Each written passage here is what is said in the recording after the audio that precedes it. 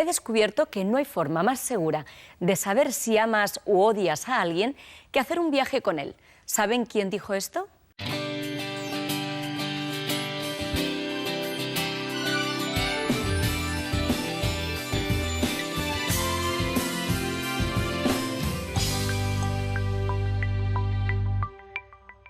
Hola amigos, amigas, muy bienvenidos a Buenas Noticias TV. Gracias por acompañarnos. Lo dijo el escritor Mark Twain, conocido sobre todo por su novela Las aventuras de Tom Sawyer.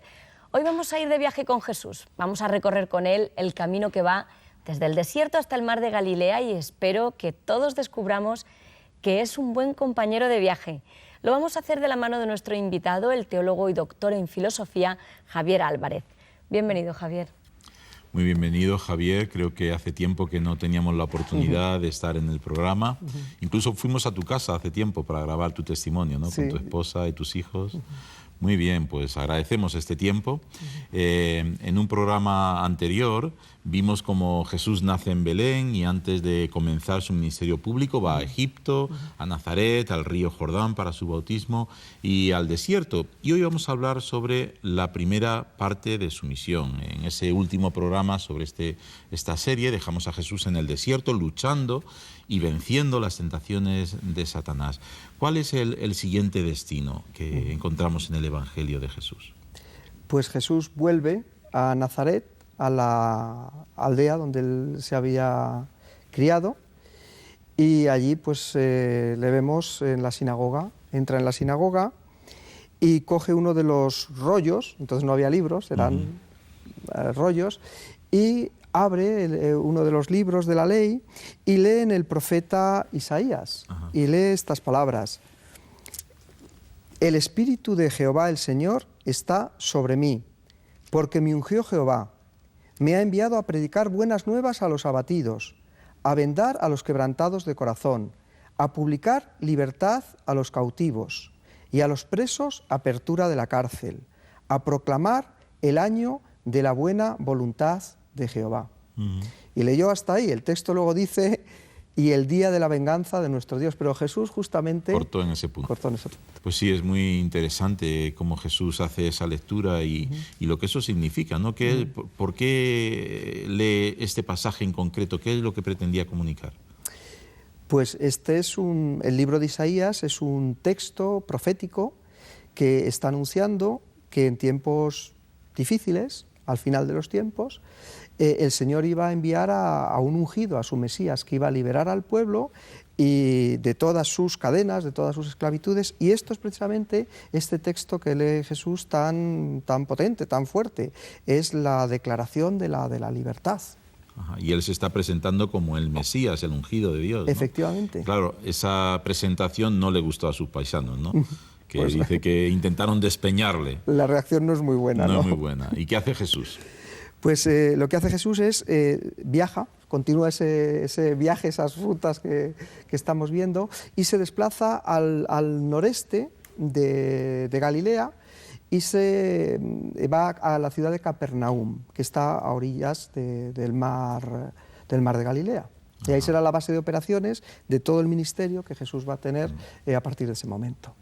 Entonces parece ser que Jesús también tiene una residencia fija, si se puede llamar así, ¿no? Porque en realidad su plan es visitar las ciudades de su entorno, ¿no? Del entorno de Capernaum. ¿Qué le mueve a Jesús este espíritu viajero que tenía? Sí, pues principalmente un propósito, que es anunciar la venida del reino de Dios, anunciar el Evangelio, que es la buena noticia. Jesús va a hacer tres cosas: va a sanar, lo que hemos leído hace un momentito, va a sanar, va a predicar y va a enseñar. Eso fundamentalmente lo que va a hacer en el tiempo que está en Galilea. Y Jesús no solamente viaja a muchas ciudades y las visita, sino que hace lo que nosotros llamaríamos hoy día una escapada, ¿no? O sea, bueno, varias escapadas. Nos vamos a la playa a descansar, pero él no se iba a la playa a descansar. Él eligió el desierto y el monte para alejarse, para escaparse de la multitud. Y lo hacía para orar, para hablar con el Padre. Jesús, como hijo de Dios, ¿qué necesidad tenía de orar? Es una buena pregunta. Pues a mí todos estos episodios en los que vemos a Jesús, el Hijo de Dios, que va a orar, me hablan de la realidad del Dios en el que creemos los cristianos, que no es un Dios monolítico, sino que es un Dios en 3 personas. Y eso significa que es un Dios relacional, que dentro de Dios está el tener relación entre personas. Y la relación que nos presenta la Trinidad es de un Padre y un Hijo. Entonces, el Hijo, Jesús, tiene necesidad de hablar con su Padre. Entonces Jesús va a orar porque quiere estar con su Padre. Es algo muy bonito y que yo creo que nos enseña mucho acerca de nuestro Dios. También durante esta etapa del ministerio de Jesús alrededor de Capernaum, en la tierra de Galilea, Jesús presenta su programa para el reino de los cielos que Él viene a inaugurar. ¿Qué valores te parece que son dignos de mencionar porque tienen una aplicación para el día de hoy en ese programa de Jesús? Sí, hay muchísimos valores. Uno lee el Sermón del Monte y puedes encontrar ahí muchísimos valores.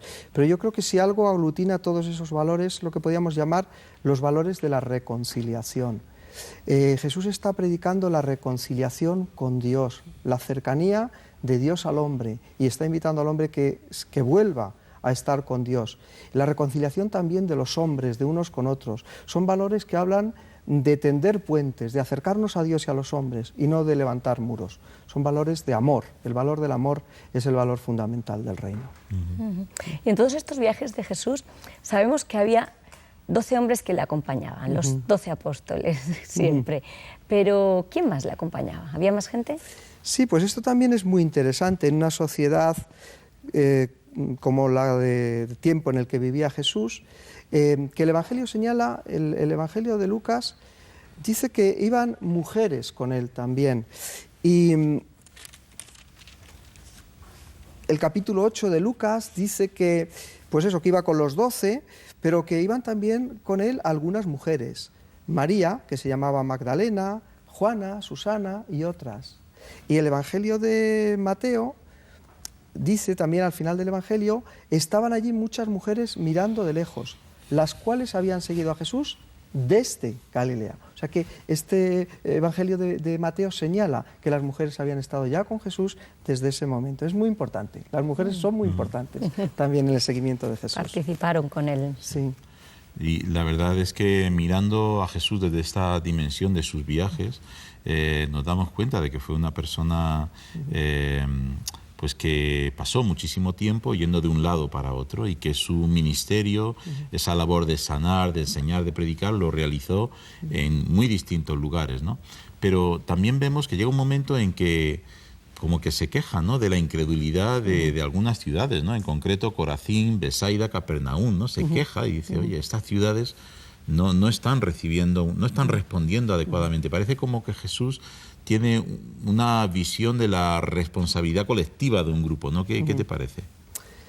Pues sí, yo creo que eso responde a un principio muy elemental. Cuanto más ha recibido uno, es como que tiene más responsabilidad de dar también. Entonces, estas ciudades son ciudades que han sido muy bendecidas por Jesús. No sabemos exactamente dónde estaba Corazín o Betsaida, pero se entiende que estaba en el entorno cercano de la ciudad de Capernaum. Entonces son ciudades donde Jesús ha estado ministrando. En Capernaum incluso se dice que era la ciudad de Jesús.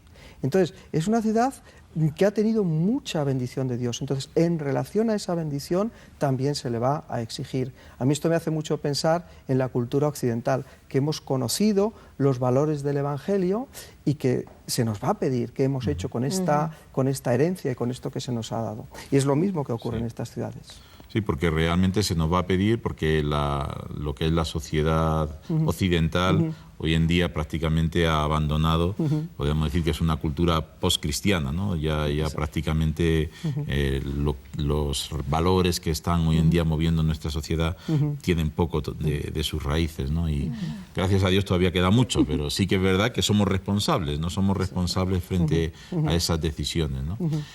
Bueno, la vida de Jesús realmente es muy interesante seguirla de acuerdo a lo que son estos distintos lugares donde él estuvo, y vamos muy rápido, ¿no? Porque realmente cuando uno lee el Evangelio sobre todo parece que el Evangelio de Lucas es el que mejor hace el seguimiento, pues te das cuenta que en cada uno de estos lugares pues hay milagros que a todos nos suenan, la multiplicación de los panes, Jesús anda sobre el mar, es decir, todas estas cosas suceden, resucita muerto, es decir, todas estas cosas suceden en el entorno de estos viajes.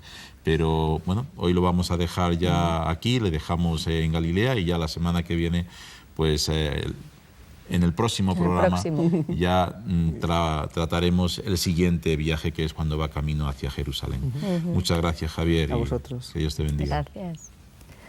Pues nos tenemos que marchar ya, pero antes tenemos una pregunta en relación con el programa de hoy. Es la siguiente: ¿qué historia te parece más interesante de este periodo de la vida de Jesús? Entra en el Facebook de Buenas Noticias TV y responde.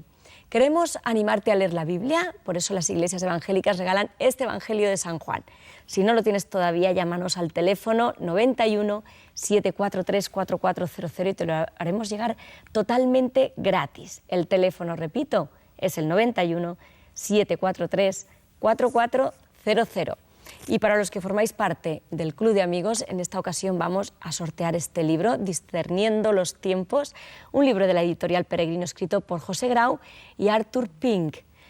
Únete al Club de Amigos. Necesitamos gente como tú que ama la Biblia y que desea promoverla con nosotros. Llámanos y te explicaremos en qué consiste. Volvemos la semana que viene y en esta ocasión vamos a hablar sobre un tema muy actual, el abuso sexual a menores. Un tema grave al que no siempre se le da la atención adecuada, así que vamos a hablar de ello. Gracias por vuestra atención en esta mañana y no lo olvides, tú vales mucho para Dios. Me levanto temprano, mi día empezó. Las montañas esperan a ver el sol. Como el frío pudiera apagar mi amor. Si tu risa alegra mi corazón. Y si pudiera yo acercarme,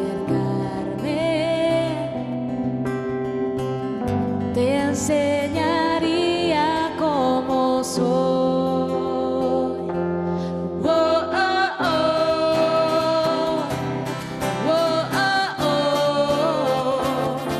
Voy a reír, voy a cantar con mi canción.